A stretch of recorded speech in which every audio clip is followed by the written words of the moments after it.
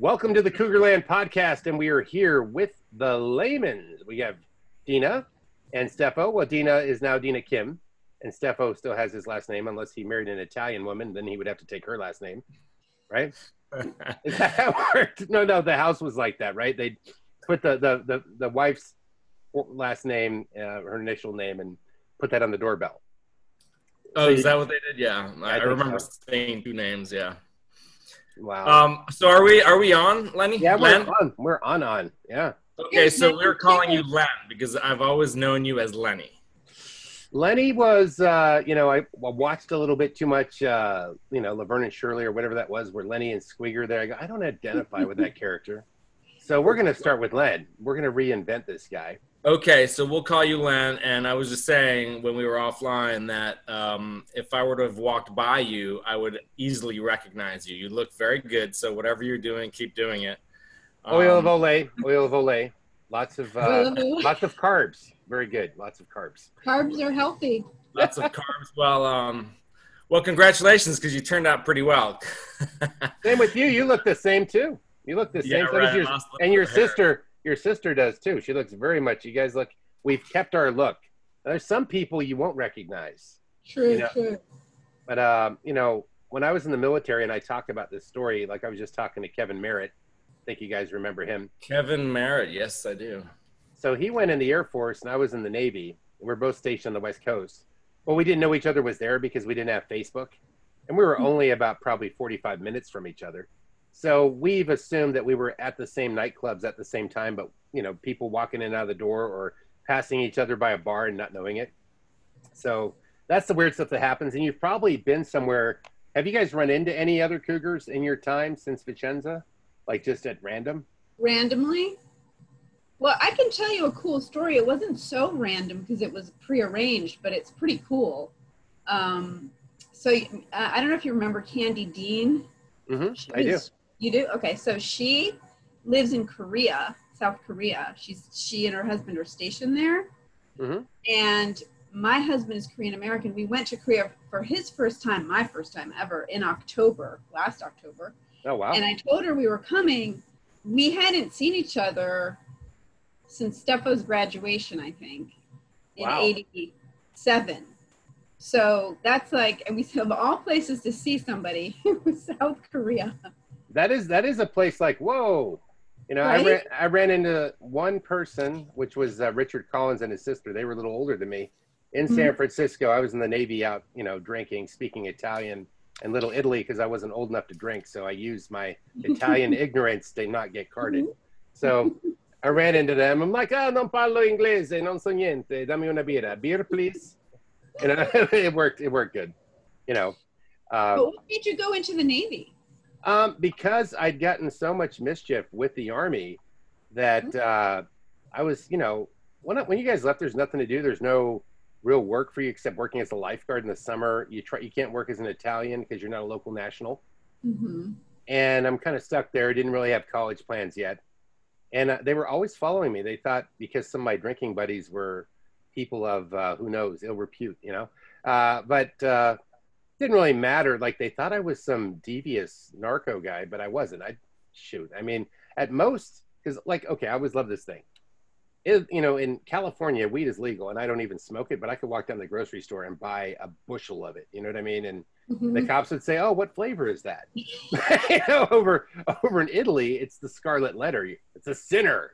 So, if I would smoke once in a while and very rarely, because it was expensive and not having a check all the time, it was kind of like hanging out after high school, just floating in space.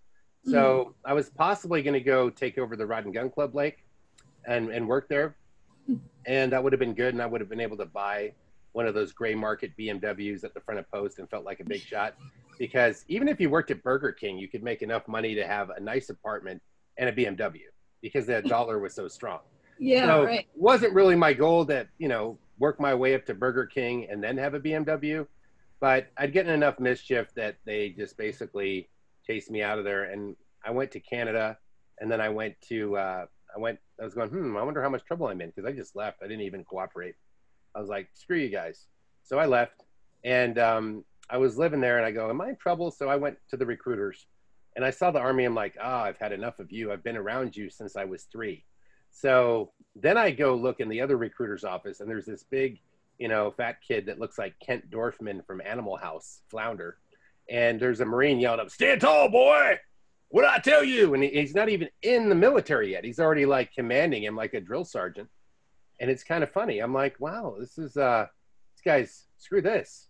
So I walk into, the Air Force. They said, you're kind of a little bit of a wild man for our taste. And I go, I guess we're not going in the Air Force. So I walk in the Navy office, and there's a guy with 2 very pretty girls around him, and sitting there with his feet on the table like, "Hey, what's up, man? You want to join the coolest club in the world? You want to party and travel the world? We're fun." And oh yeah, I'll sign up. It was not a hard sell. Yeah. I even took that recruiter out drinking because we were in Burlington, Vermont. And I thought sailors were drinkers, but no. What year was that? Because you could have run into Stefo. That was in 87. Yeah. I don't, you don't remember, but I went from Vicenza. I went to the University of Vermont, which is in Burlington, Vermont, and I was there at the end of 87. Yeah. Wow. So I was out like you were saying before without knowing it. Yeah, we were ghosts in the night. We were passing each other. That was a beautiful place. There was a U.S. ski team up there. And I went to the college. I was bar hopping. I ended up in the college drinking some people's room. I don't know what happened. But that was a wild town. I love Burlington. But listen, Len, so whatever, you took some good decisions because it seems like you ended up very well. And I remember my image of you. And literally, I think that the last time we spoke was probably, I don't know, I might be wrong, but it was probably in the 80s in Italy. And I remember you across the street with your jean jacket, with the Metallica patches, with who's the other guy? Mark Parkins, right? Mark Parkins. Yeah. And smoking cigarettes and drinking beer and. Oh yeah, I remember you doing butane.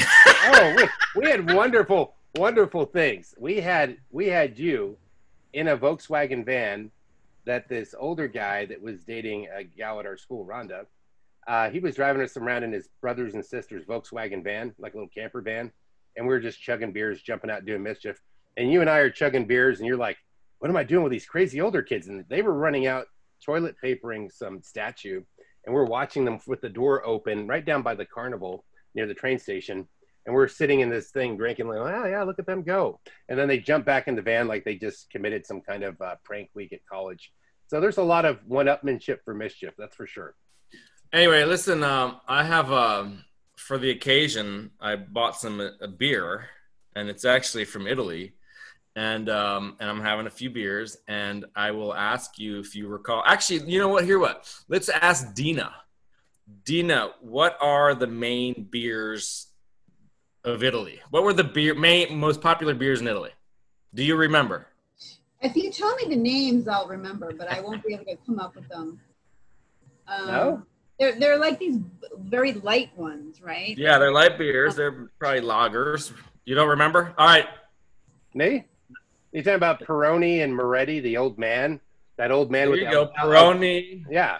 Then we had Moretti. Then we had Forced. Remember that one? Forced. Yeah, Forced. Yeah. And then we had Nastro Azzurro. Nastro Azzurro. For sure. Right. And so I got for this occasion, I got a Peroni. Apparently, Peroni bought Nastro Azzurro. And here, cheers to all of you guys. Cheers to class of 1987. And 86. Class of 1987. Len, are you 87 or 86? I'm 86. That's what I didn't realize that until I saw one of your other podcasts. I thought you were a year behind me, but we were the same year. Yeah, I was just not in class with you, so you couldn't tell because he was never in class. I was off post. I always saw you across the street. I remember that. Yeah. I remember you guys would huddle across the street from the high school. We were like black crows sitting across from the high school. I'm drinking. Guess what I'm drinking? Do you guys? What are you drinking? What am I drinking? Something Italian? Yeah. Campari? What? Good guess. Aperol. Aperol. Cheers, Dina. I was on point. Look at Cheers. these. You were. You guys took over. I became so innocent and now I just write poetry and have emotions. Well, I was so innocent when I was in high school. That's why I'm so glad to be on this podcast, because now I get to hear all the juicy stuff that happened that I had no clue was happening. I have a picture that I posted earlier. Uh-huh. I don't find it very flattering, but I wasn't taking pictures to look cute on Instagram back then. It was more about the emotion of the time. And I think Stefo made it into this photo. Pretty sure he's in this photograph. Sure he did. I think we're at the Arcabellano. I'm kidding. No, that's not true. He's like, what?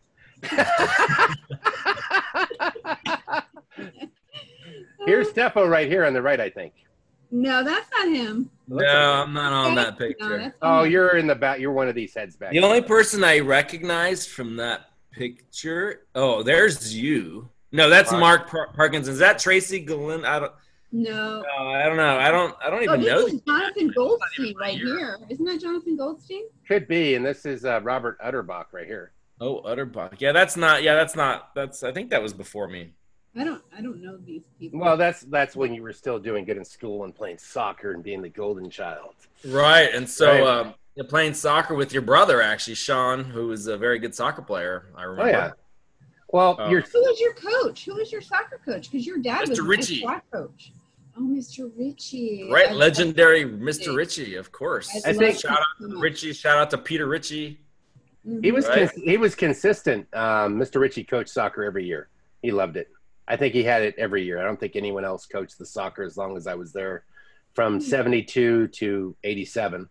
But Dina was a good girl. She would just hop on the bus and go home and be remanded to her cage of chastity and goodness, right? Well, actually, sort of. I mean, I did track, so you need to. Yeah, we were talking about before we got on about by email about Stefo and me being from Verona and going to school. So we would get up at 6:30, take the bus, then a train, get to school. We'd always miss first period. We get to the train station, and the American school bus would pick us up, and then we'd get to school. And then when we would have track or cross country, we wouldn't get home until 8 o'clock. That's a hell of a commute. You guys, it toughened you up. Toughened you up for getting advanced in corporate work. You guys were already doing your, Navy SEAL, kind of assimilation, paying your dues. Are like, oh, you think this is hard college? Try taking the Verona train twice. Exactly. So when I got to college, I was like, wait, you mean my class is down the hill? Right. I don't have to take a bus I can wake up late. I don't even know what that is. That's exactly what I did. I wore sweats every day. Would you guys wake up at 5 a.m. to catch the train to get to high school? 6 o'clock, yeah, 6 or 6:30, yeah. And I would study until midnight. Wow. And then get up at 6 and then do the whole thing all over again, yeah. That's the program. Put your kids on that program. Put them on a commute. Kind of teach them what a commute is. When you get older and you have a commute, especially out here in California, you're like, oh, brutal, that's the most horrible thing. And probably are you guys both in DC now, or? Yeah, right outside. Mm-hmm. Did you? We live 15 minutes away from each other. Oh, very nice. You can make sure that he's not getting into any trouble, which is good. Did you guys grow up to be what you thought you were going to be, or something totally abstract? Yeah, you know what? I say I went to college too soon. I was so directed in high school, and I really wanted to go to a good college, so I did everything I needed to do to get into a good college. And then once I got there, I had no clue what I wanted to do. So I kind of found my way in a zigzag way. But so I work at Department of Housing and Urban Development in the Office of Public Housing. And so I work on issues that I really care about. But I wouldn't have thought that this is where I was going to be. I didn't have an end goal. Like originally I thought I wanted to be a lawyer. So I moved to California so I could go to law school, but I ended up not going to law school. And then I moved back to DC to get my master's in international development.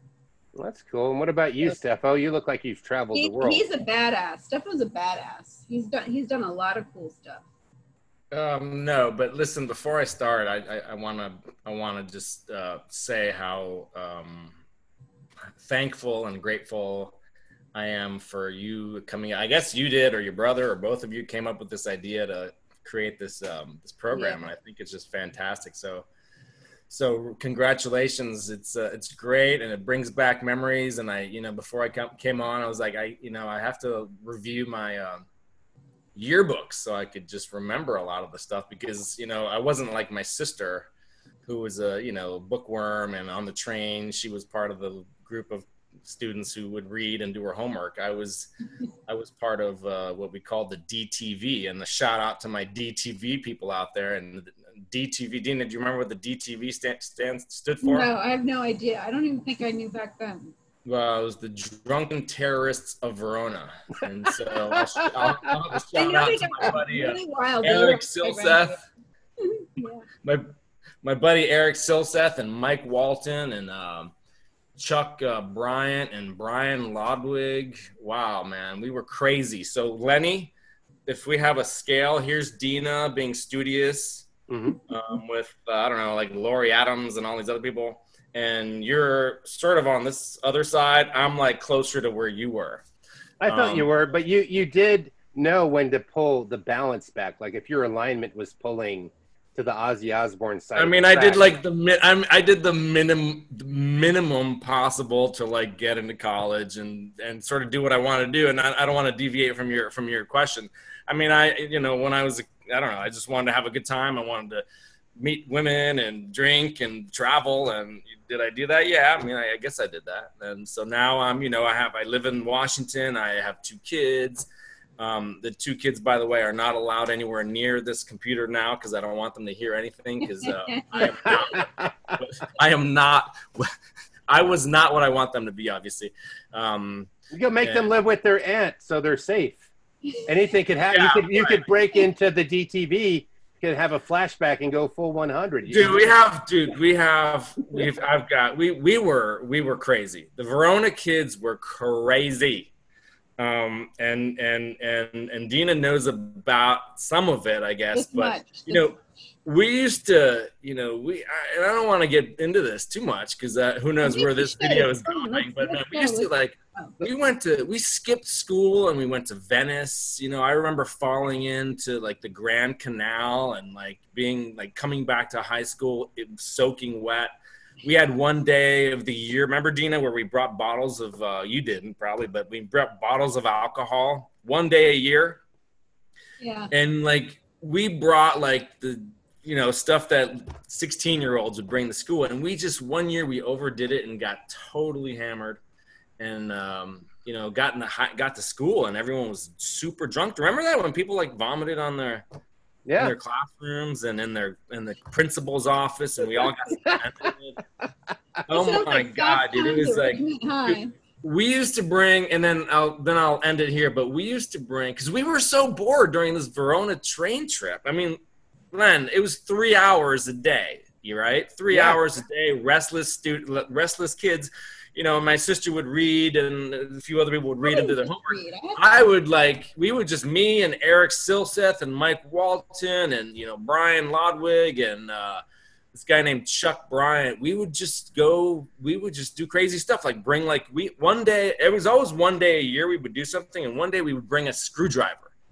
Let's bring a screwdriver because everything in an Italian train can be taken apart with a Phillips head screwdriver. So we would go in our cabin in the train and we would literally unscrew every screw that was in there and we would chuck all the furniture out the window. What? It was like, we were like, like I said, my kids aren't allowed up here, but we were basically delinquents and it was, but it was fun, man. So there was BTV, man. There's a lot of cheers to that. A lot of one-upmanship, right? I had kids that we were pushing each other to levels like, oh, you think that's cool? I don't know what happened. I think I lost audio here for a second. Can you guys hear me? I can hear you, Stefo. I can't hear you. Stefo's pantomiming. I can't hear you, Stefo. Hey, sorry. There you go. You guys hear me? Yeah. I got kids on Netflix and I've got as much broadband as I can get, but it's not enough. But Eric Silseth, do you know him? Yeah. Yeah. I mean, one of my best friends there. I haven't seen him forever, but we just got in all kinds of trouble. Well, it was fun, man. Verona kids were awesome because we had to deal with challenges and disadvantages that you guys never had to deal with. So I would say that I will definitely give you kudos for that. I know that, but your sister managed to use that as study time, so she could get into the perfect college, and then realize, wait, maybe I don't want to be a botanist. Maybe I want to build robots. Oh, wait a second, urban housing development. I still haven't figured out what I want to do, to be quite honest. Who really knew? We all pretended like we knew shit. We didn't know. Right. We're trying to I'm like, oh yeah, I'm going back to the States. I'm going to be an executive after I work at McDonald's and a janitor and a hang gliding instructor. Then I'll be an executive. Whatever. That was kind of the plan. And I know Stefo did some cool, important stuff. I'm going to go back to Dina to ask her some questions on this, because Stefo can definitely run with it. I think that all the mischief made you creative. It made me a badass in business.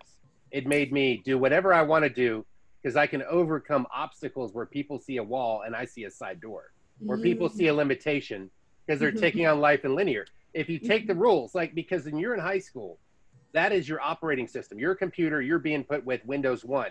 And you're going, with Windows 1, I can only click here and open this window. You're like, I want more than that. I want to get into the matrix. I want to see how this thing really works. These adults, they're nice. They're our parents, but I'm going to see my way. Yeah, the cop says this, but I'm going to try this my way. And then you get into business, and some people, if they tell you, if you become such a conformist, they go, well, sorry, there's no room to give you a promotion right now. Well, do you have a rebuttal? Do you have another way to overcome? Maybe become that boss that's holding you back, become his boss. There's another way that you can come at it. And that's what you learn, probably what's done well for Stefo. I know it's worked great for me, and I know it's worked great for a lot of other people. And having talked with David Dinges, who was a principal, he said, you know what? I said, what do you think about the bad kids, or the kids that were labeled as the black sheep or whatever? He goes, they usually kick ass because they take chances. They take chances. They take risks. They're willing to figure it out. That's such a good point. Right? That is such a good point. Yeah. You fail forward fast. So Dina having a semi-naughty brother, but he was adored by many of the girls, a handsome soccer player. He was. Right? He had a massive fan club. Right? Yeah, so that was a good cloak, because if you had the girls around you, the parents only usually let their daughters go out with a good boy. So they must have thought his undercover operative, designation as a soccer player worked well for him. Being on the soccer team, those things right there. If you were in sports, people presumed you were a little bit, you weren't wearing your jean jacket full time on the North 40. Yeah, I didn't even have a jean jacket. We had those leather jackets. Remember that? Mm-hmm. Did you get in any trouble, Dina? Did you go to any discos? Did you eat too many ice creams? Did you run away with a hot? Did you run away with a hot Italian man on a Vespa at any time? No, but I did hook up with a hot Italian at a disco one. There you go. Wait, I don't need to be hearing this. But they held hands. I never got in trouble. And you have to know that our dad is, our parents both, but especially our dad, is really cool. Like, he was like, you know what, Dina, before you go to college, you really need to get tipsy at least. And I was like, oh, okay, here's a keg of beer, daughter. I did. But you know what? One thing that held me back, I probably would have been a little more crazy. I got crazier in high school. Not that that's a badge of honor, but anyway, is that our dad was the president of the teachers union. Ah. So he knew all of the teachers, right? So I was like, I can't really be that bad, because it's going to get back to my dad. So that kept me in check. And then when I got to college, I was like, okay, you guys aren't around. You can't see me anymore. So I can do whatever the hell I want. Roller discos, tambourines, maybe joining some cult and eating vegetables out in the field. I don't know what you get up to, but I can tell you I had fun. Yeah. Well, but that's the thing. Stefo and I were hacking early. See, that was hacking. We were hacking the system. Yeah, and we still do. I'm still hacking it now. I didn't even graduate from there. I got a GED. Come on, I'm the one holding the podcast. You didn't graduate from? No. Really? No, I was there past my graduation year. I got a GED. I didn't even do homework for many, many years, even though. Listen, did you? Are you retired from the military? Basically, from the VA. Yeah. Okay. All right. Yeah. So I'm good, but So life has been good to you then. There's many right ways of doing things. There isn't just one, Right. But Yeah. just because I had a designation, I mean, I'm going to tell you guys a funny little story. I was sitting there with 3 buddies on the North 40, having a cigarette and beer senior year, old enough to drink and go to high school and old enough to drink at the same time. You can't do that in the States. You don't get the 21-year-old card and the kids are like having a beer, but some, southern states, they're seniors now. They don't care. Give them a beer. But, over in, when I got here to the States, the only place the drinking age was 19 in Vermont. So that was cool for Stefo. Then I went to, Florida. They were pretty open, like, we don't care. We're all partying. But they did care, but they didn't. I could talk my way into a place. In California, they were like, where's your ID? But there were certain bars that were open to sailors because they wanted that dollar. And then if you spoke Italian and you made up your story about having your passport at the hotel and you couldn't give them your ID card, that worked great too. But, those little things, you're over there and you learn to overcome obstacles, and it does pay when you become older, because you'll see people that were just following the linear path, and someone like Stefo's like, they're stepping into the little hole that somebody dug on the sand in Yezlo and put a towel over it, Yezlo. Oh my God, we got stories about Yezlo too. Oh my God. But listen, let me just say one thing on top of that is that I do, I never really had a plan, and I sort of regret not having a plan. And I realized that people that do have a plan, and you might call it, like a, linear path in life, people that, like, for example, I'll tell you one of our friends, like Jonathan Goldstein. I remember in high school, he always was interested in flying and planes. He was like a plane geek. And I remember him like drawing a plane on my yearbook. And he had a successful life, and he continues to, I think, as far as I know, to be a pilot. And so there is something to be said for people that are also focused on, one thing and have a plan and get to it. And I've always admired that. It wasn't my case, but anyway, yeah. No, if you have a passion for something, right? Like if you have a passion, some people are born knowing, others don't. I think most people probably don't. Well, Dina, you had choices because of your skill set you developed to follow through and overcome these things called tests and books. And at least you could figure out you had options. You weren't told, listen, you're going to go work as a greeter at Walmart. Right. And because even though you went to college, this is your skill set. You weren't like, who are you going to believe? You had options. So it worked for you. I mean, there are the people, I do know some people that had a very straightforward path. Some are generals right now. Some are big CEOs. I will be honest with you. I still have spent more time on recess in my life than most of you guys. So it's all good. Wait, so let's listen.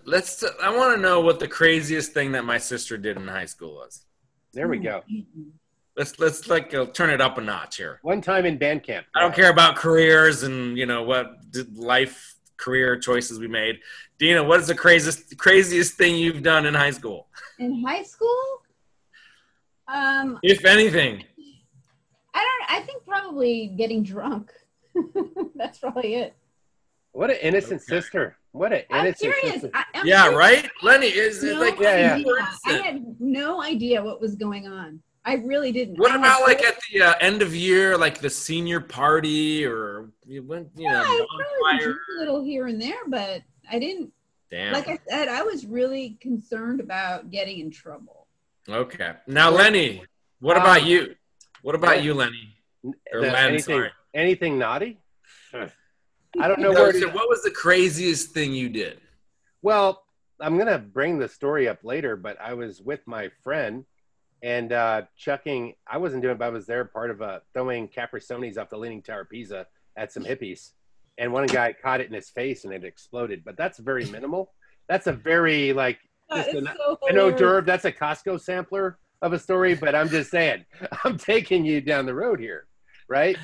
I mean, I remember stuff like drinking with Mark Parkins and skiing and going down avalanche slopes, and they're shutting down the whole ski slope. And we're having to find our way through the woods and, just crazy terrain. Going, oh, shoot, this is not a black slope. This is like a 12 diamond black slope. This is death. But we took on death. weren't you ever afraid? That's the thing. Did you? Well, not on that for some reason, because you're always one-upping each other to do something stupid, like take apart the train car. And that's where you get that courageous side of taking it to another level. I bet you can't jump over that car that's going 90 miles an hour. I bet you I can. Boom. I mean, we weren't. None of us were really stupid. We just wanted to have an adventure. And I think you actually inspired us on some of these adventures. I think because do your friends or family or whatever know that you did? Is butane like something? I remember butane part of like my high school experience, and I think of it now, and I'm like, that is insane. What were we thinking about? Did you put that on your employment? Did you put that? You're putting it all on me, Stefo. No, I'm just saying. I remember you when. I don't know why. Okay. Like let's do what Lenny did. Let's do what Lenny does. Those guys are crazy. Let's try the butane. I remember, like me and like Eric Silseth, suck on butane, and we enter this crazy like psychedelic world. And I'm like, what? How many brain cells? And now I look back on it, and like I said, my 8 and 10-year-old are not allowed anywhere near here. Nowhere near the butane. The butane's locked up. What a crazy, stupid thing. We heard about this from some kids in Germany or maybe somebody up in Munich, because you hear about the new trend coming from University. Right. Yeah, Munich. Germany was always the cool place. Yeah. Well, they were doing something new, man. I mean, they always had the hash and all the, all whatever. Right. Stuff. Yeah. Yeah, the hash would come from either Amsterdam or would come from probably Morocco, across the border. Hey, speaking of, you went to the park in Padova, right? Oh, big time. Yeah, of course. Right. You would risk your ass to go in jail. I know. We got stopped by the Carabinieri. You thought this was going to be a member that one time in band camp? No, there was no band camp. That one time in the park in Padova is the story. No, I remember going there with some guys, and they were dressed up as rockers, and I'm wearing a very nice, like camel hair trench coat, and I look preppied out, and they're thinking that the guys that are trying to sell the hash in the park, because there's police cameras everywhere. Like, you had to get it and run as fast as you could out of that park through a maze and jump on a train last minute. Kind of like, that movie with Matt Damon where he's the spy guy over there. You know what I'm talking about? You had to do James Bond of naughty kid stories. Tom Clancy. Yeah. But it was like that. And Jason Bourne. Yeah, Jason Bourne. So you're always escaping somebody trying to get you, or therefore you imagined it. Right. And so I'm wearing all the preppy outfits. These guys they're going to come to me because I got Metallica and whatever on their jackets. I'm like, okay. We walk in the park and they walk up to me. Hello, sir. Would you like some hashish? I'm like, so you're over there with your long hair looking like you need a shower. It ain't working. But, I didn't go there that much. It was only a few times. I mean, if you want to talk smoking marijuana or hash or CBD, I mean, I know people. What's CBD? What's CBD? CBD is the component of marijuana that's actually therapeutic, that doesn't get you high. It doesn't have THC. It's good for pain and stuff. It's very good. Yeah. That must be a California thing. It is. California and a lot of other states now too. But, I looked at it. If you think I was a pothead, I met guys out here. Like right now, I could probably go to my neighbor and say, can I have a cup of weed, please? And he'd say, sure. Like for a cup of sugar. It's totally legal. Yeah, but Lenny. You mean Len? Len, sorry. In Vicenza, we were pretty, we were sort of, what's the word I'm looking for? Like insulated, we were not like high schools in the States where they had, they did lines and did marijuana and stuff. We were super, it was a DOD school. And so very few people, to my knowledge, really had experience with hash. We did hash there. Remember, there wasn't that much bud there. Yeah, we just didn't have weed. Yeah. But I was there when that school sort of took a turning point, at least temporarily. And that was, and you may not have been involved, but I'm sure you had got a little bit of it. My buddy Chuck Bryant, when we were in the Verona train station in the morning waiting for the train, and the train was late, so we were down by the Coke machine, the guy finds like a small brick of hash. And we're like, what in the world? Because we used to get those like little like pieces. Yeah, they were like he got a brick like that. Yeah. And so he distributed it for basically free. He wasn't selling anything. He was like just giving it to everybody at the high school. And that was like when VHS like became like, like sort of at least a large percentage of the student population, not a significant percentage of the student population started smoking hash. But before then, it was a very protected insular kind of place, and not an American high school in that sense at all.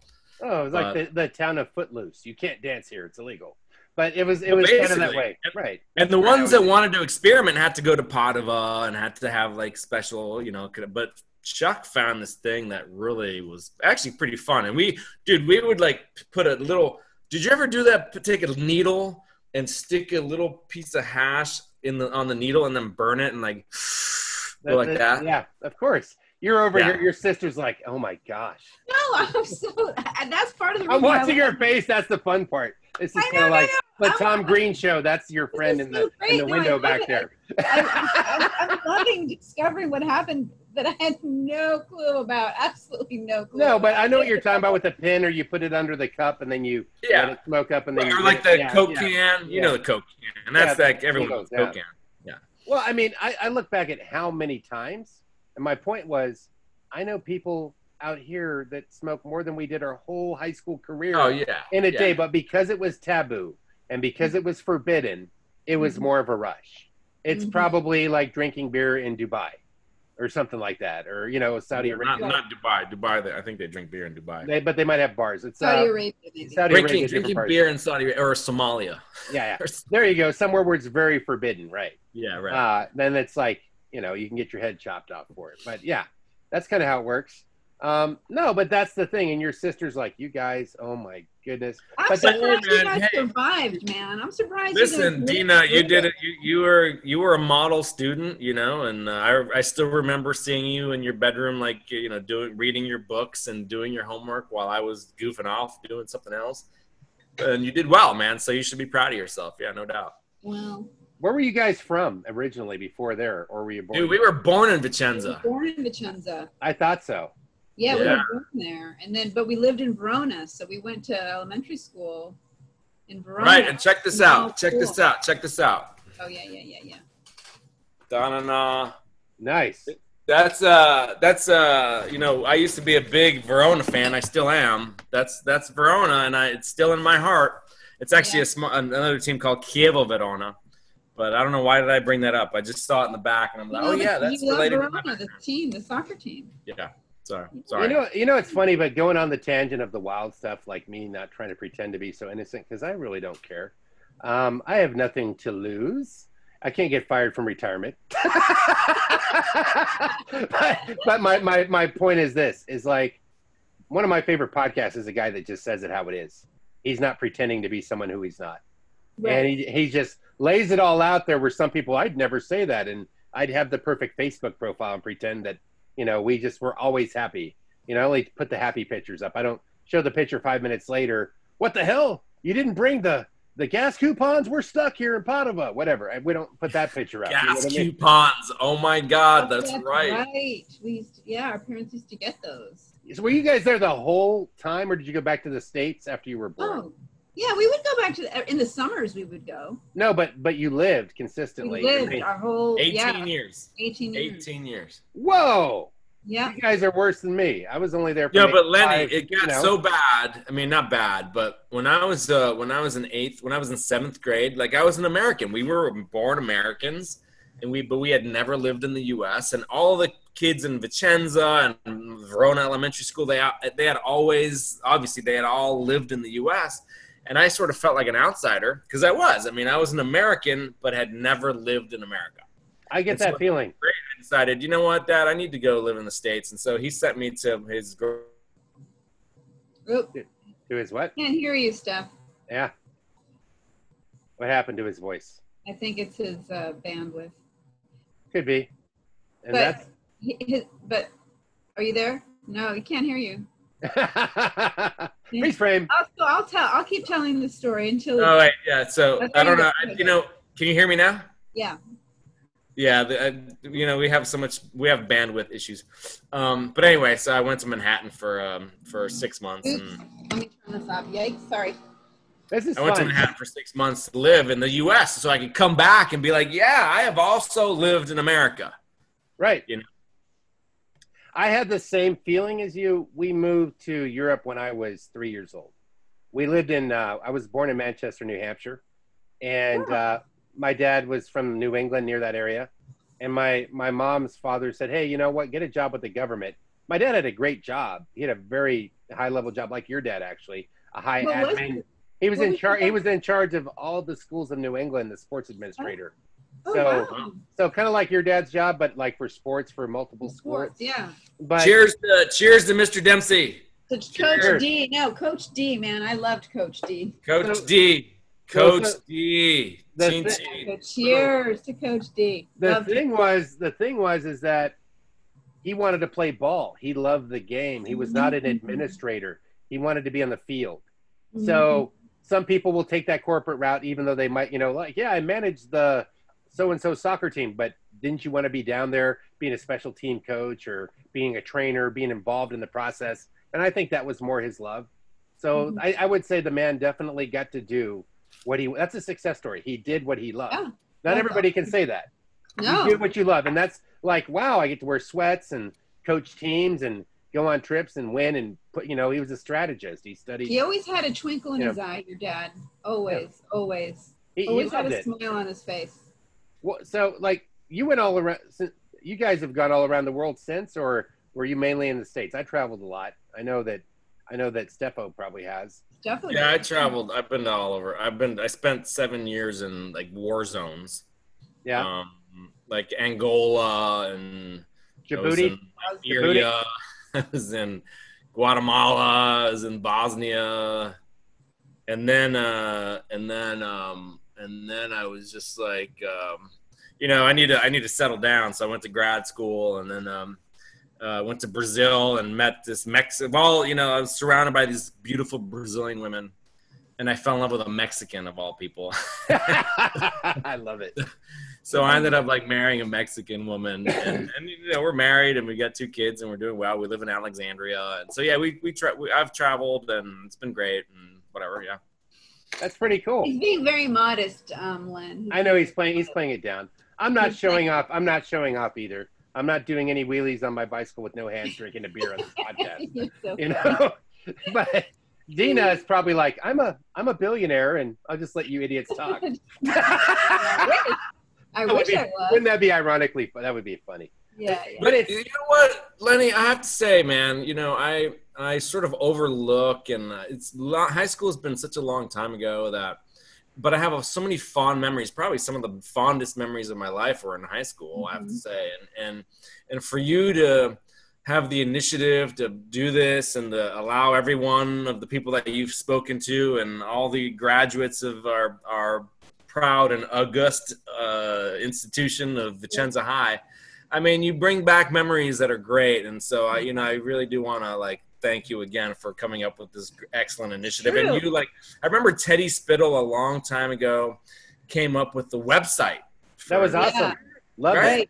Yeah. Right. Yeah. Similar, right? And so, kudos to you guys. You guys are awesome. Well, yeah. I mean, everything in its time. Before Facebook, there was Teddy Spittle.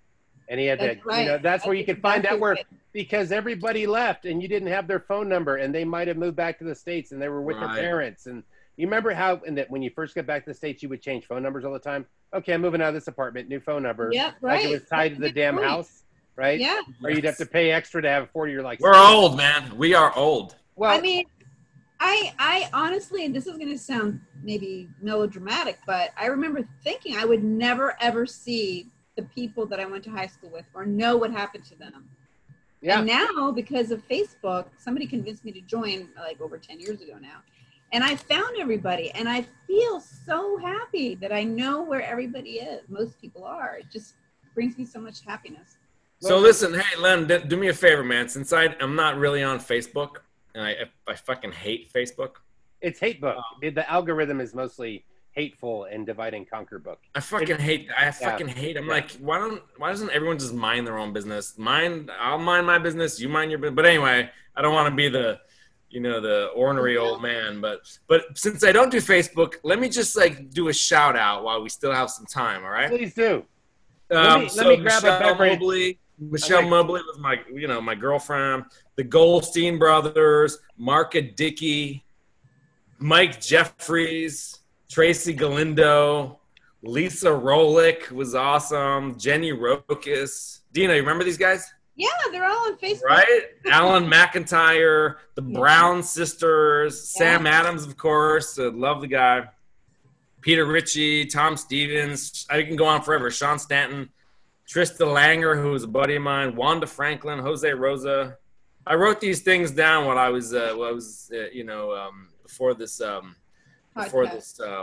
whatever you call it, webcast.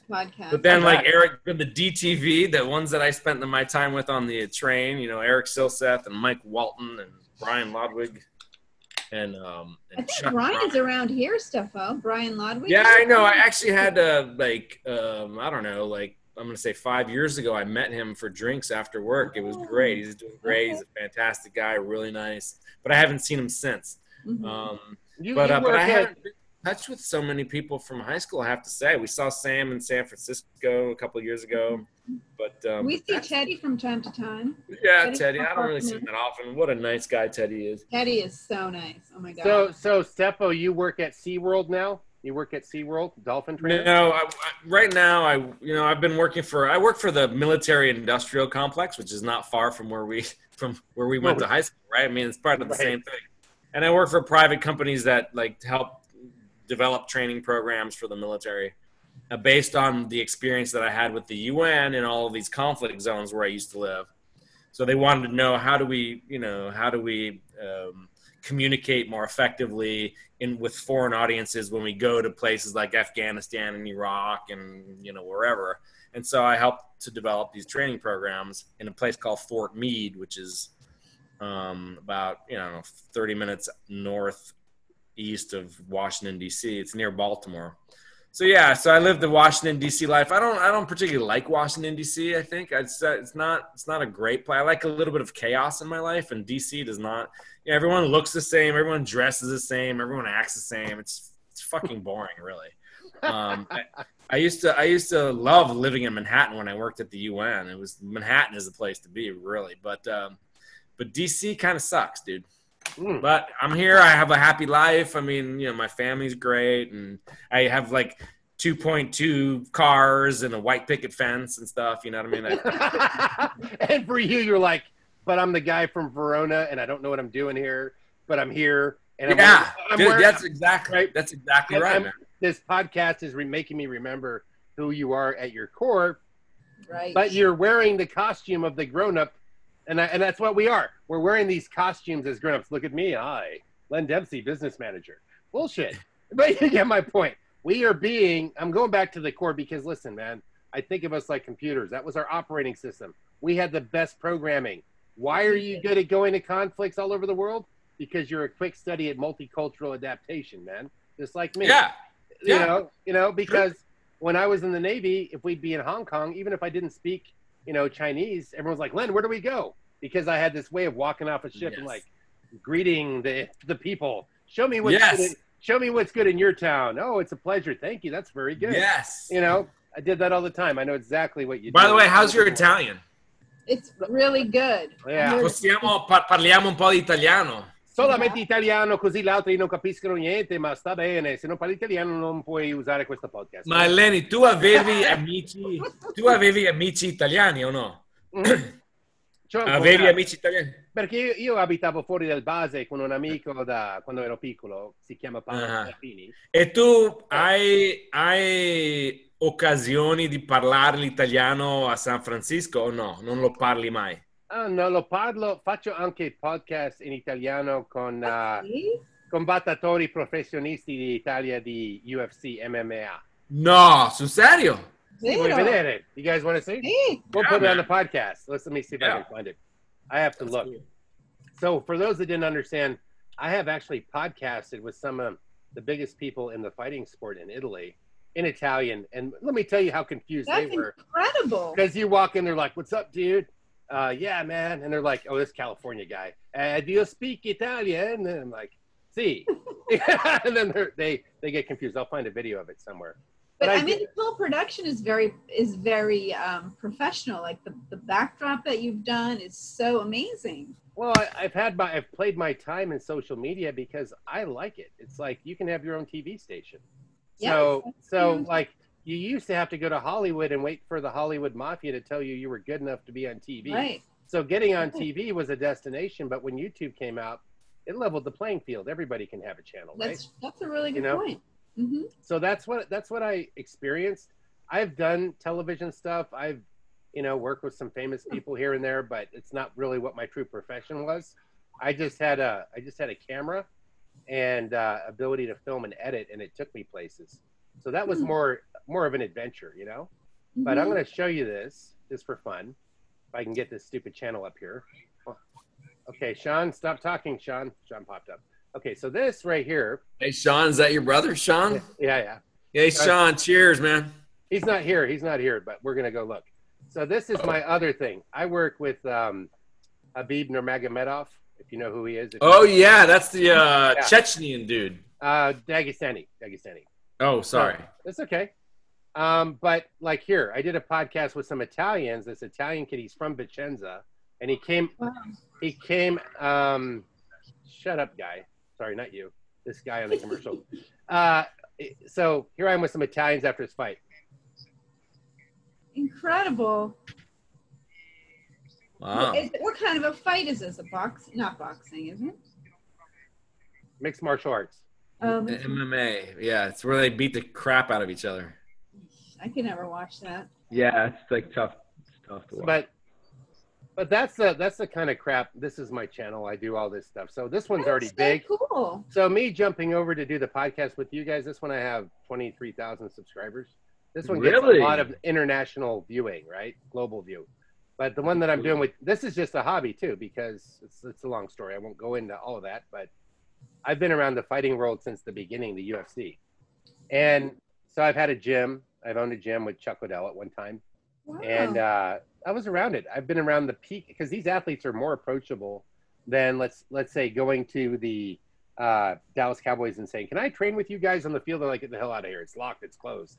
So certain things are more open. Certain people that have that. But this guy's from Vicenza. He came out to train here last year, and he has an accent. He's like, "Hey, looking for a training," and I'm like, "Oh, another Russian," because there's so many Dagestanis and Russians that are great fighters that come to the gym.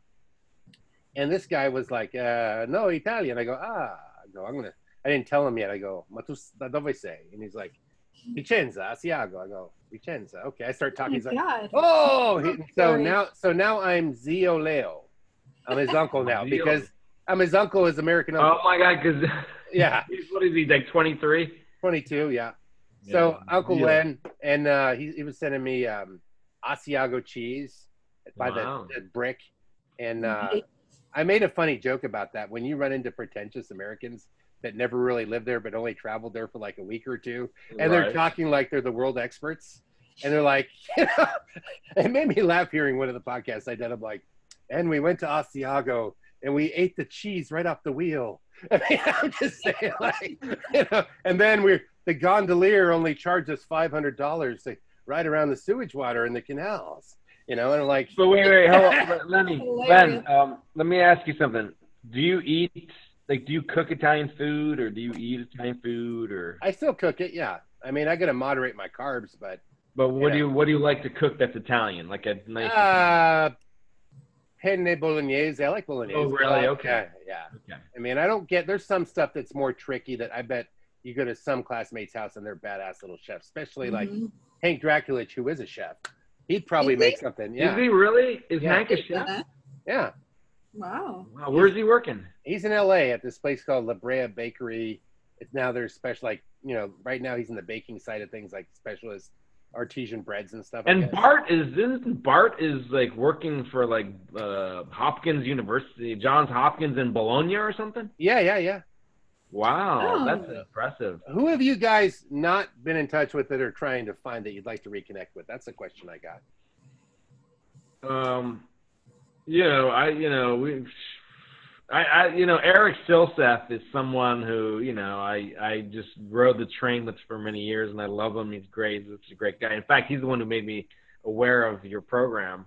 But I don't think it's just, I don't know what it is. I don't need the podcast to get in touch with him, but it's just. If there's anybody that you haven't talked to, huh? Anybody that you haven't found. There's people that run into a couple obscure people that slid by the side. You remember Michelle Mobley? Yeah. Yeah, she was my girlfriend for like a couple years, and she, I don't know where she is, but she's a realtor in Boston. Yeah, in Boston. Yeah, I knew that, but she's still there then. Yeah.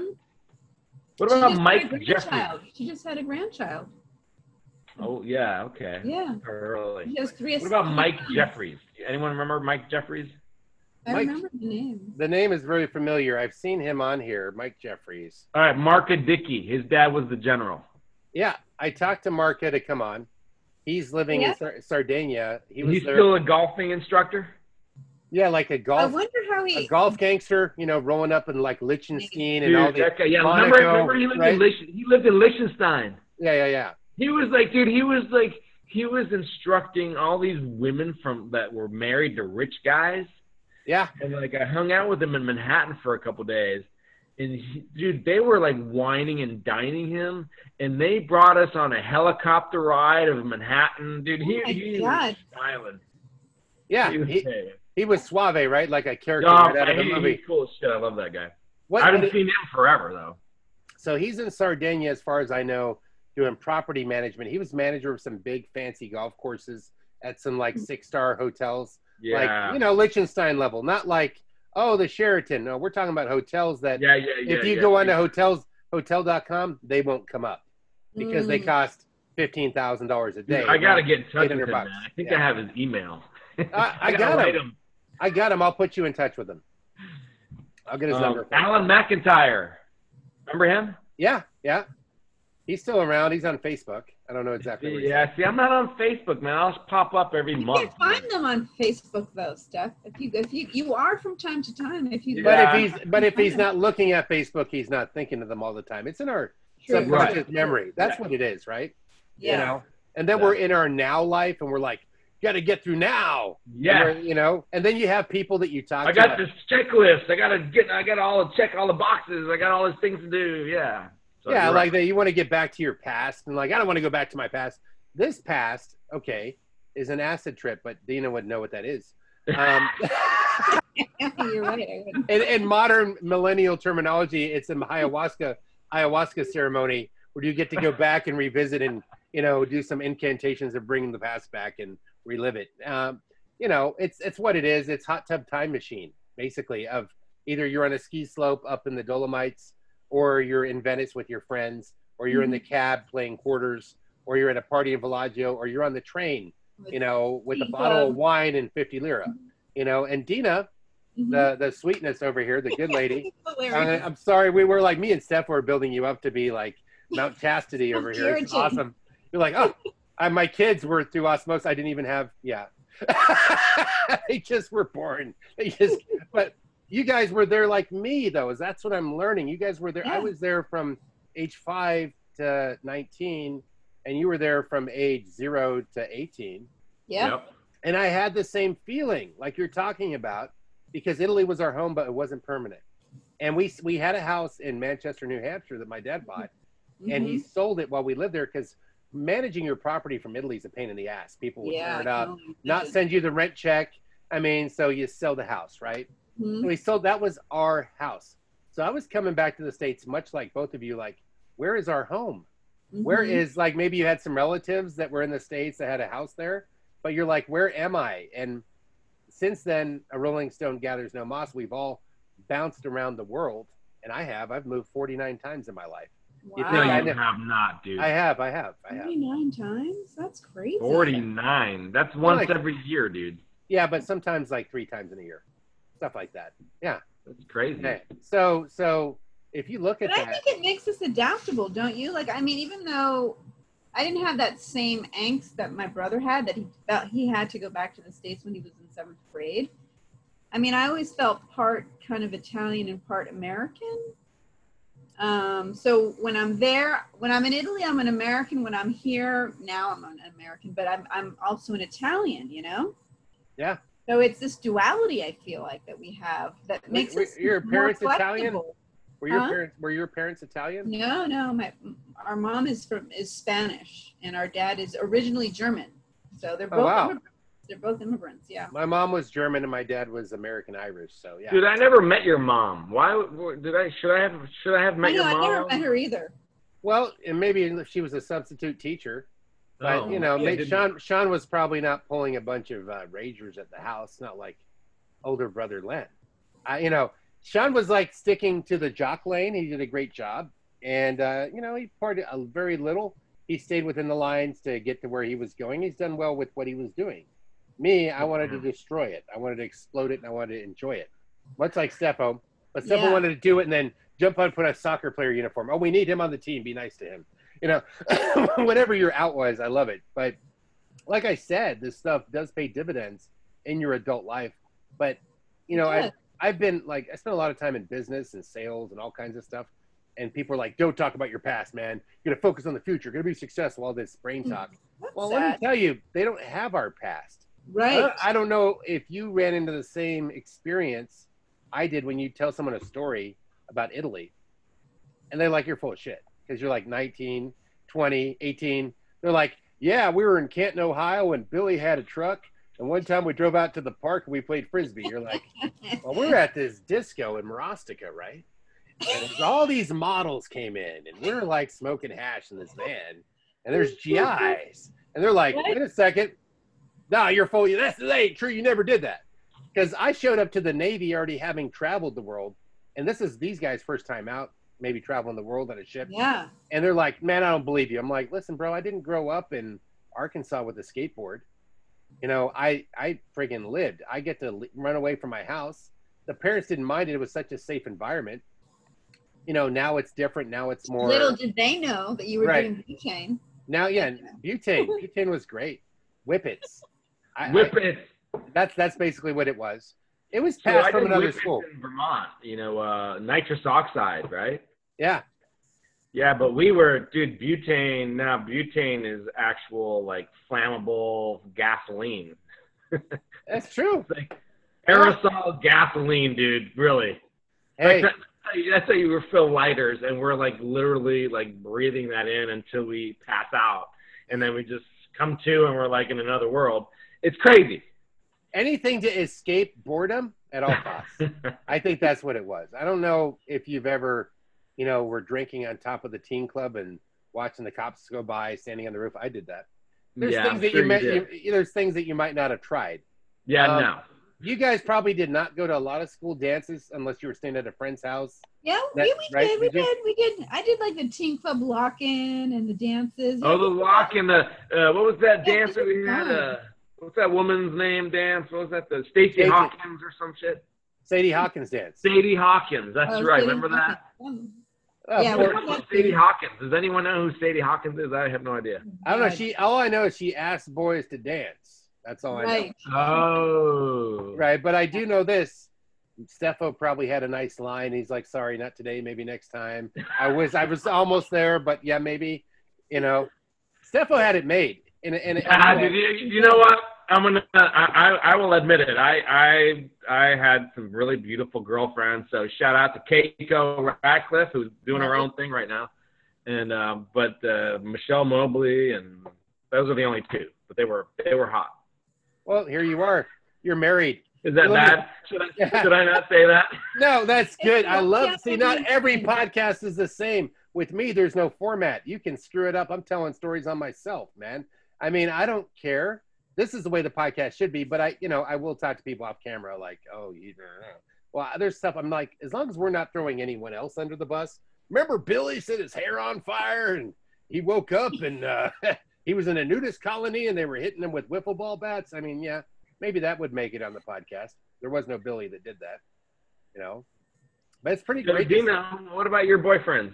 Who can you tell us were your boyfriends? I didn't have any. That's the thing, is I didn't have any boyfriends in high school. I had crushes, but I won't tell you who they were. You didn't make out with a lot of GIs?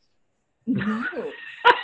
Absolutely not. I did not. No. Yeah, no. That took a special kind of girl. No. The thing was, I remember telling myself, okay, there were a few guys I liked, but they were like, I felt like they were out of my league. Oh. They were older, and I just felt that they were not in my league. And then they left, and so then I was like, there was nobody that I really liked. So I was like, no. Your day will come. Well, that's the thing. It's like it was an awkward time for some people. Some people had it made. So, but some people, it depends. Like you could be having it made in Vicenza, big fish, small pond, and then go to somewhere like LA, and you're like, oh, how come it's not happening right now? How come I don't just clap my hands together and the lights come on? Dude, how do you like LA? Or you're in San Francisco, though. Yeah, I like San Francisco. I like LA too, though. I don't go there much lately, but I love it. I love San Francisco. I used to live there in the late 90s. I was here. See? You were? Yeah. See, we probably hung out. Went to some of the same places. Yeah, we probably went. Yeah, you probably went. I go to a lot of leather bars. I'm kidding. I'm messing with you. I went to some gay bars. I didn't go to those. Castro. I used to like hanging out in the Castro sometimes. That was fun. Look at you take the podcast off the deep end. Fantastic. I know, man. I'm getting wild and crazy. So, I mean, you did spend a lot of time when you went off, Dina, got into your modeling career. Worked in Stade a lot in Switzerland. Did that happen? It's another podcast. Sorry. No. That's how it works. So it's funny. Do you guys hang out? How often do you guys hang out as siblings? And have you ever bumped heads that you run up? Not often? No. Why? But she's in quarantine. She's been in quarantine. Her and her family like quarantine, so they've been in quarantine for the past 3 months. So no, we see each other about, I would say, I don't know, in normal times, maybe once a month or once every 2 months. See, I told you, once a month. We live like 15 minutes away from each other. Isn't that weird how that works, though? Yeah, right? Like, it's like you move to the beach, and you're like, I'm going to go every day. And you go home and you go to your house, and like 6 months goes by, and you have not even walked on the sand. That's that same kind of concept. But Lenny, when do you come to the East Coast at all? You probably don't come to this area ever. I will possibly be coming out there because my wife, I have a wife, just so you know, which you thought would never happen. What's her name? My wife's name is Allie. Now Allie must be a very patient woman. She is. I've had a few wives. So you realize that's a criticism, right, Stefo? It's good. It's good. It's fantastic. No, she's like, go do your podcast. I don't have to even, he just, she's out hanging out with her girlfriend. But no, there's a chance that I might move to North Carolina. She get a job really? offer. She get a job offer over there in Asheville, up in the mountains. Oh, nice. Yeah, that's the mountains. I could probably get her a job in DC pretty easy because it's her profession. She's a data scientist. But I haven't been attracted to DC per se because of what it is. You guys, I could call the layman. I could call the laymans, and they'd say, "Here, dude, I got you." I'll use the Vicenza. Yeah, no, Len, if you come here, man, by all means, please let's hang out, man. Yeah, I'll get a van, couple cases of beer, some butane. We'll just go. No, go to Chuck E. Cheese, dive in the ball pit, man. Hilarious. No, I listen. I've done these reunions. I had fun. But listen, I don't go out and get DUIs. I don't have a criminal record in America. I've been good, man. So don't let my reputation. That's where I was learning. You know, you got it out of your system. Yeah, there's a. Wait. So what about these reunions? VHS reunions. I've only been to like one. Yeah. Are they good? They're pretty good. It's like an interesting mix. You never know who you're going to get. I think I will launch the Woodstock version of it off the back of this podcast. You know, post-quarantine. When you say Woodstock, you mean like the largest one? Yeah, the biggest, most epic. That's fucking awesome, dude. Debaucherous. You know, at a nude beach somewhere with kegs, nice. I'll be there. With kegs and nunchucks and stuff. Nunchucks and kegs and nude beach and tattoo artists. Tattoo artists. Everyone's getting cougars on their head. How did you like your Go ahead. What did you say, Dina? Sorry, we didn't mean to. No, I was going to say, we've had some really nice reunions. I just remember the one in Florida. Stefo, remember we went to that one in Fort Lauderdale? Yeah, that's the only one I've been to, and it was really fun. I loved it. Oh, really? There was one in DC, and like, what, 18 years ago, maybe? And then another one a few years ago. Mr. Hakeem came. That was more for like the older crowd, though, like from the Hakeem. Remember Salad? Don't say it. Yeah. Why, is that bad? No. But he knew everyone called him Salad. Dude, everyone called him Salad. I don't even know. Why do we call him Salad? Why was his name Salad? I don't know. That's a mystery to me. But, you know, those reunions, it makes you feel like you brought Vicenza to Florida or you brought Vicenza to Texas. It's like we all went on a teen club trip to another state. That's kind of my feeling. You know what I mean? Yeah, that's true. Who did you run into at that reunion at Fort Lauderdale? Let's see. Jana was there. Jana Alberghini. Wow. Yeah, the Brown sisters were there. Isabel Colon was there. Yeah, that's right. And her brother. Samantha Bram was there. Samantha Bram, right. And then I don't remember who else, but there was Isabel Colon's brother. What's his name? He's a cop. Big dude. Yeah. I forgot his name. Tom? I'm forgetting now. Is it Tom? Tom. Yeah. And then she has a younger brother memory, too. Len. Good memory. I'm forgetting his name. Trying. Yeah. The brain cells, the butane. I hit some butane just before the podcast, so bear with me. Am I like the only person that has reminded you of that craziness? Yeah, I mean, you're taking it to the next level. I've been waiting. I've been laying passively, not imposing this on some people. So tell me, you can't talk about butane in a normal way. You can't. It's not normal. It was a hallucinogenic, and it would take you to a different planet. It's fucking flammable, dude. It's a flammable hallucinogenic. You set your brain cells on fire, and so I smoke cigars, and I have cigar lighters that you have to fill with butane, and I'm like, every time I fill my lighter, I'm like, dude, I used to ingest this stuff. Right. And somehow you ended up as a responsible, squared away guy in DC. I remember being by myself, and I probably shouldn't say this, but I don't care. I remember being by myself in the Verona elementary school sort of playground. And I don't know, I got a butane bottle from somewhere, and I was just doing butane by myself. Mm-hmm. How bad is that? It's pretty bad, and I will tell you, I've done worse. I'm not trying to one up you. I gotta say something. I gotta say something. I mean, you know. Dina has no idea what doing butane is. No, she doesn't even know what butane is. I would be too afraid. I mean, I would be too afraid. You know, butane is like that bombola. Remember the bombola, the orange in Italy, the orange gas? Yeah. That's what it is? Inhaling that, yeah. But where would you get it? At the store where you bought your lighter. What was it called? What was that called? The place that we bought candy bars. Foodland. The Foodland, right? The Foodland. Yeah. Foodland and Brain Destruction Land.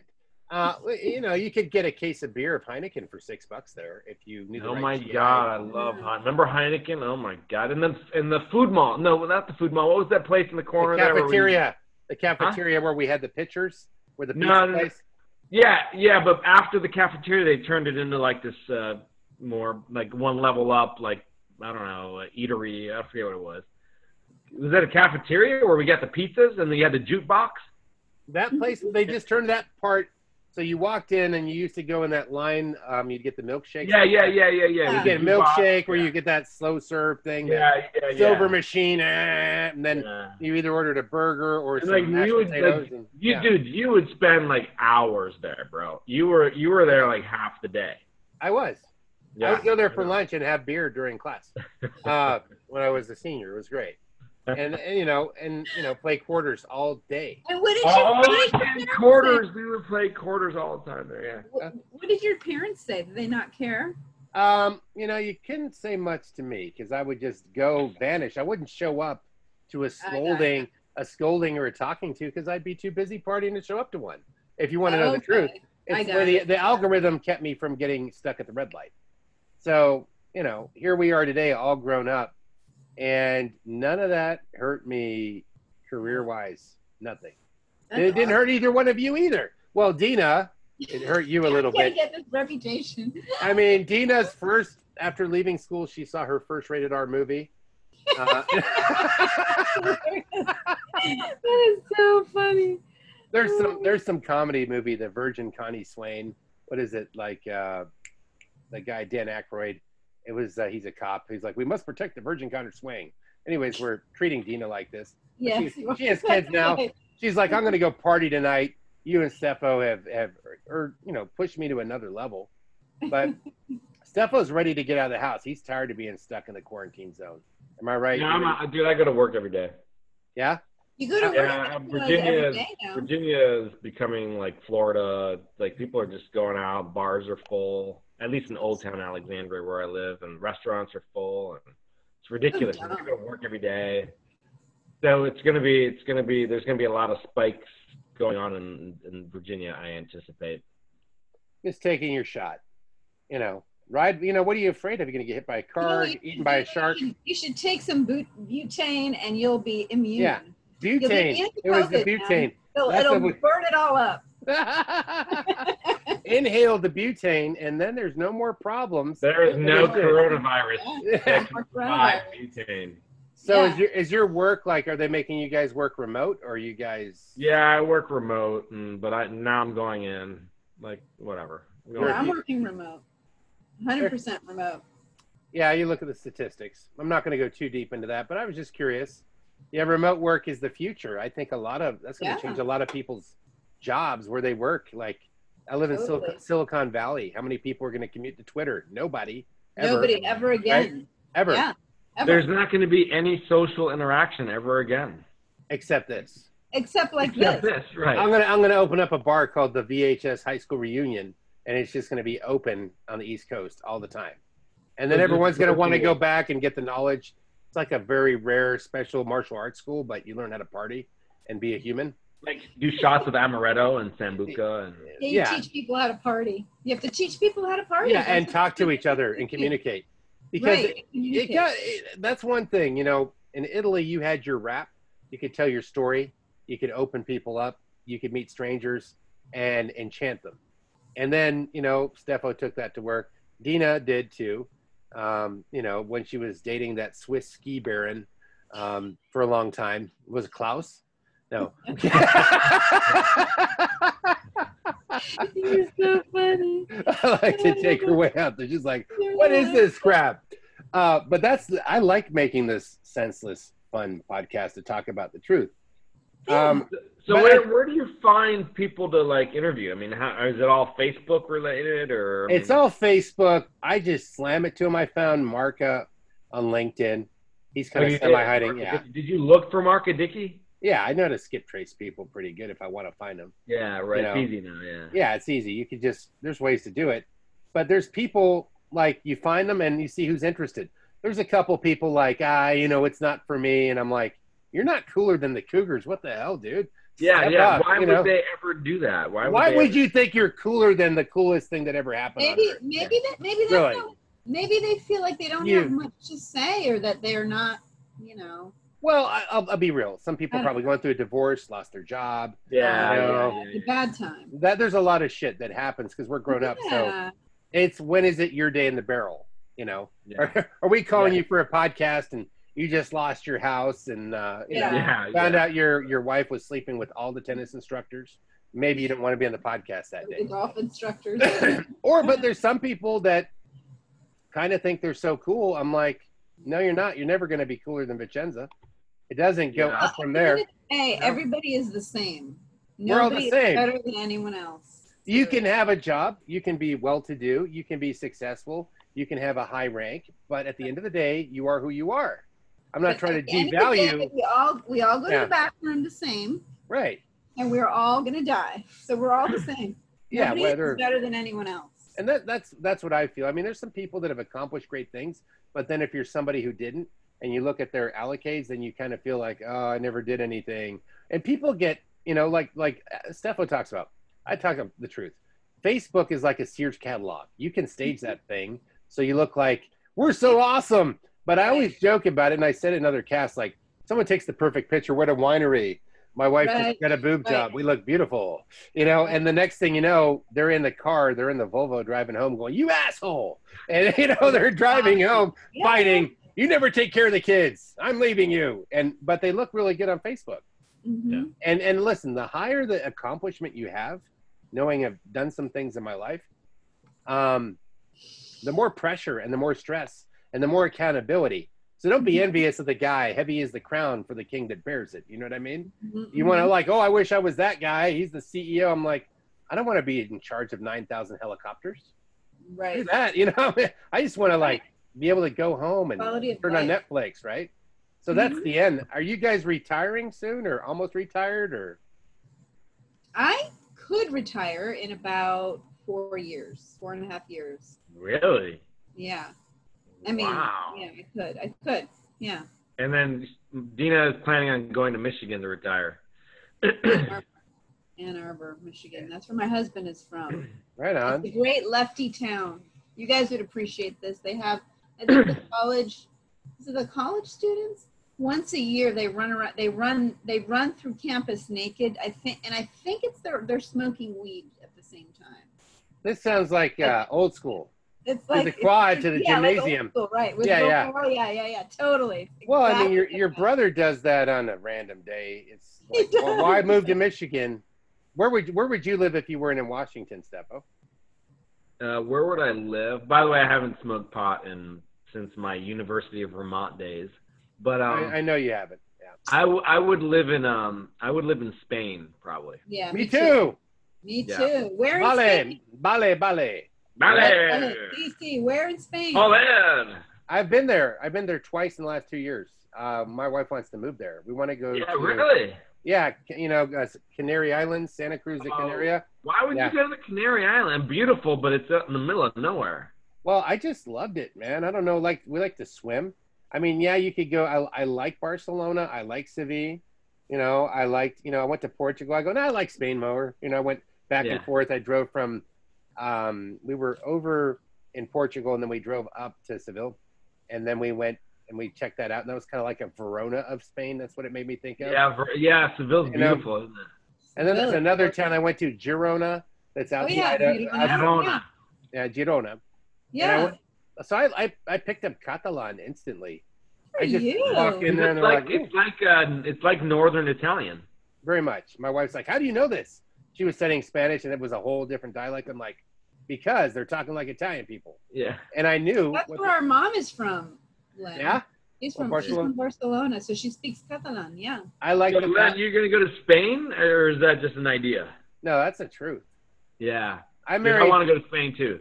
Where do you want to live in Spain? We can. You know what? I'm thinking about, like, first of all, I'm not retiring for the next, I'm 50 right now, so probably I got, like, 15 years. But I would, like, rent a place, like, in, I don't know, Seville, then for a year, and then go rent a place in Valencia, and then go rent a place in Madrid. Well, maybe not Madrid. Madrid's too much traffic. But, you know, just some. Oh, we went to San Sebastian a couple years ago. That place is incredible. Oh, I'm dying to go there. Have you been there? Yeah, it's so beautiful. So I would rent a place. That's what we're going to do when we retire, I think. Rent for a year, and then maybe go to Korea and rent there, and then go to Argentina and rent for a year there. You know what I mean? I'm just stuck on Spain. I don't even want to go back to Italy in a way. Yeah, Spain. So why do you like Spain so much? Well, because I speak the language. I learned Spanish by being around Mexican people in California. And Pendejo, no chingues, güey. Órale, carnal. The food? I like the food. I didn't think I was going to like it. I'm like, what? My wife's like, we're going to Spain because my wife loves to travel. She's younger than me by 20 years, so she's still alive. No, she's not, dude. Yeah, she is. Yeah. Wow. Yeah. Woo! No, but anyways, so she still, like Rolling Stone gathers no moss. So I think, honestly, and I'm not being mean or anything, but I think if I was with somebody my own age, they'd probably be a little bit like, let's sit on this couch a little longer. She's like, we got to go. And she loves to travel. And I said, I can't deny that to you because I've already traveled the world. Right. And I haven't been everywhere. I was supposed to go to Dubai and film The Fighter because he's friends with the prince. So I would have had that whole major experience. But ultimately, I think that Spain, because I was a millionaire there on my retirement, and over here in California, you're just an impoverished citizen. Because you can make $100,000 a year here, and you have in poverty's 128K. That's poverty. Where's the middle class? Is that a real statistic? San Francisco, yeah. Wow. I live outside of it, but that statistic doesn't traipse far. Right. The prices don't fall. Even you're still driving 50 miles, and the prices still haven't dropped. You know what I mean? Like the entry-level home here is $1 million for 1,200 square feet. Yeah. In my town. Stupid. In my town. Yeah. The apartment I used to live in San Francisco, we walked by it when we were last there 2 or 3 years ago, and it was for sale for $1.5 million. Yeah. And the guy who rented it out to us, rented it out to me and my friend, knowing neither one of us had a job. That would never happen today. No. Never happen. No. And it's changed. So, well, a lot of the high-tech companies came in. And like, let's say that we had maybe 800 listings, because I worked in real estate for 20 years. Let's say we had 800 homes for sale all along the corridor of from San Francisco South, San Mateo, the peninsula. And they moved in 15,000 people with high-dollar, six-figure salaries, tech jobs, into the neighborhood. So now you're starting a bidding war. You're bringing 15,000 cannibals, and there's only so many meat sticks left to fight over. And they're like, give me the beef jerky. I'll pay triple. I'll pay quadruple. And then there was already the locals that lived there from Facebook and Apple and Yahoo and Oracle and so forth. So now everybody's fighting. You bring in 15,000 more than you need. So the bidding prices went up. The rent went up. And then people bought Airbnbs like crazy. Mm-hmm.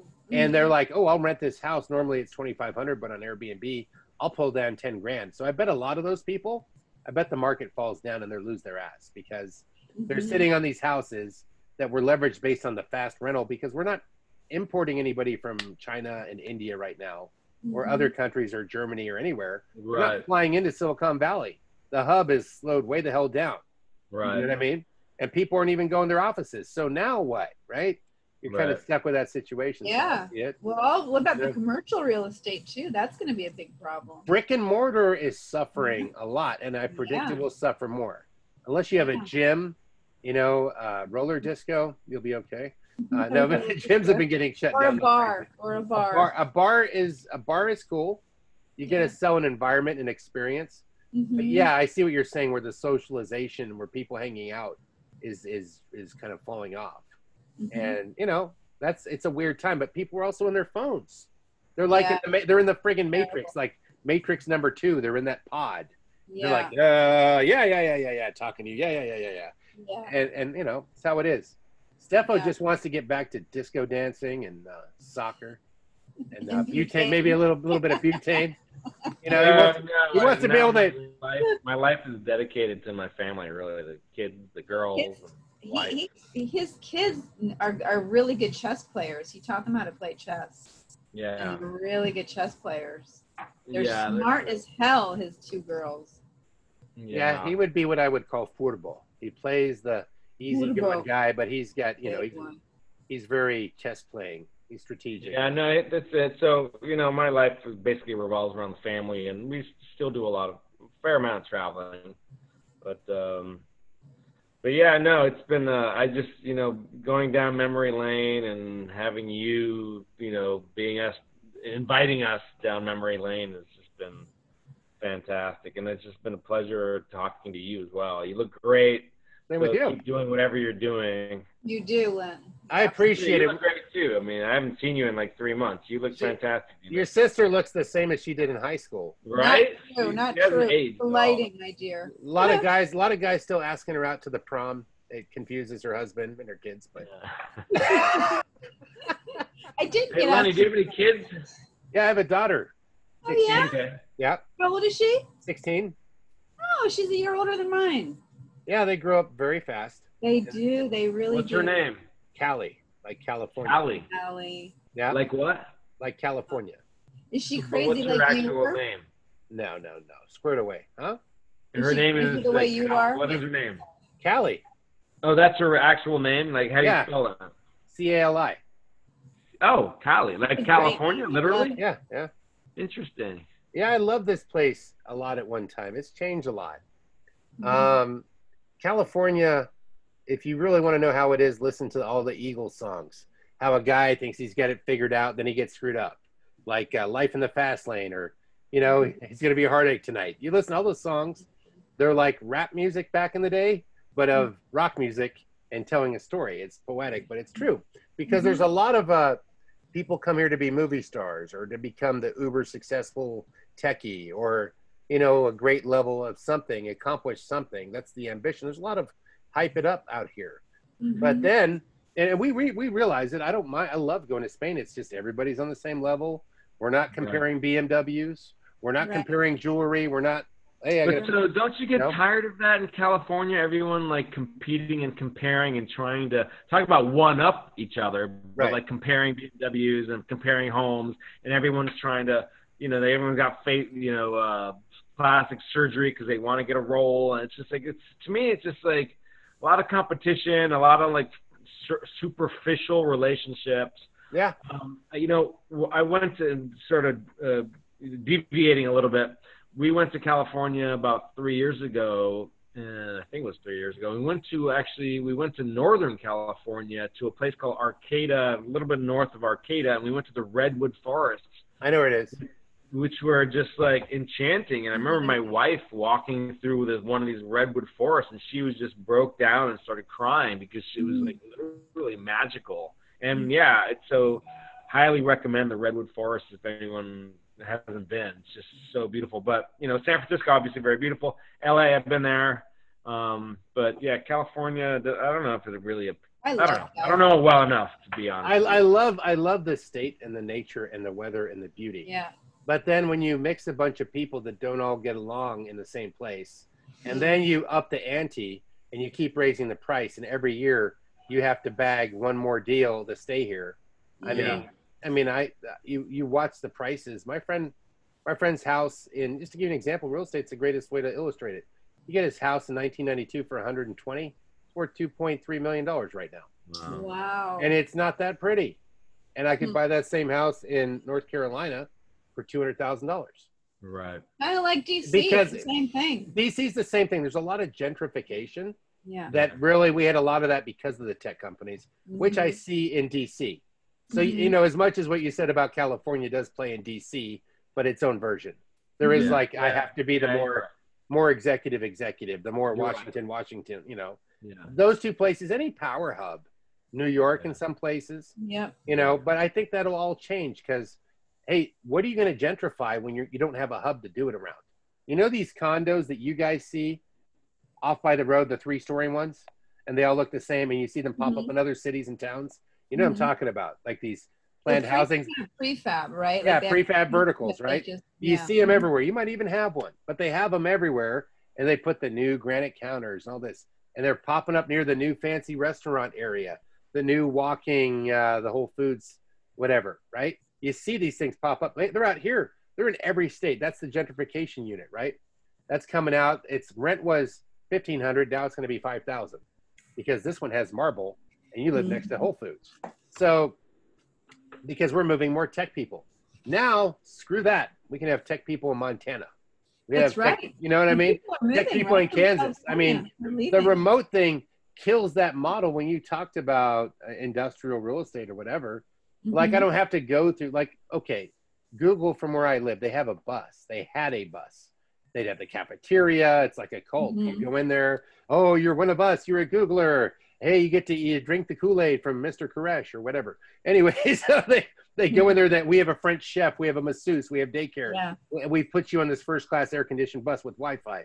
You spend an hour and a half on the damn bus to get to work and an hour and a half to get home. And it is only, if there was no traffic, I could make it there in 27 minutes. But it's a two and a half hour commute. Doing that, or are they working remotely? They're working remotely, a lot of them. But if that were to rebrand to come back, I'm going to tell you, like, you may stay remote forever. They may figure that out. Why do we need this huge damn building? Right. Hey, you know, protesters can't throw anything at this building. It would drop. You know, it would drop demand for, you know, apartments maybe, and it would lower rents, and then I read a lot about the homeless in California. It's crazy. Right. It's that excessive. housing is so unaffordable, and so many, even like lower to middle class people are actually homeless. Yeah. It's crazy, man. Yeah. Well, there's a Skid Row in Los Angeles, great illustration of that. Yeah. Like if you go to Gold's Gym, Venice Beach, it is a homeless encampment. It looks like somewhere like you went in Bosnia or something back in your days. Like you got to call in the UN to figure this one out. It's that serious, man. It's like I hate to say it, we are becoming a third world, developing country. Yeah, I've been saying the same thing. We basically have become a third world country in many that's ways. why there's Spain. That's Don't right. listen. We're not moving to Spain. Don't follow us. No, I'm kidding. Yeah, right. Yeah. No, but I got to run. That's been great, man. I'll see you in Spain. All right, so Lenny, I got to say thank you so much for hosting. Thank you for the invite, and congratulations on this wonderful product. And it's fantastic for me and for so many, I think hundreds of people that are graduates of this wonderful institution that we call Vicenza American High School. Hallelujah. You rock, brother. And Dina, thank you for being so aggressive and wild on this podcast. I'm sorry we kind of took the show from you, but that's the deal. It was fun. I love learning about all the stuff I didn't know about. It was awesome. You didn't know you were going into an adult chat room, and that's cool. I kind of Tune in for next episode.